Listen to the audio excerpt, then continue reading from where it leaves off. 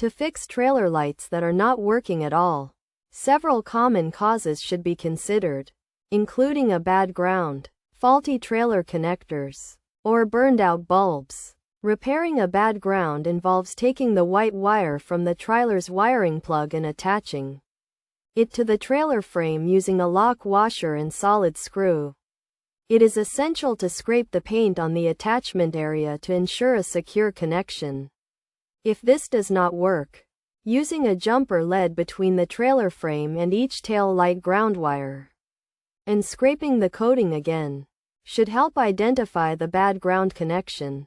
Once the issue is found, a permanent jumper connection can be made using a short piece of wire to connect the trailer frame and the light. Faulty trailer connectors can also be a problem, particularly if the connector leads are too short and pull apart during turns. Adding a foot length of connectors or using crocus cloth to clean corroded connectors can resolve the issue, and any visibly worn out connectors should be replaced. Burned-out bulbs can be identified by visually checking for a broken filament, and replacing the bulb is a straightforward solution. To prevent burnout, it is recommended to unplug the connector from the trailer and allow the lights a few minutes to cool down before use. Consider switching to LED units, which are more durable, for a longer-lasting solution.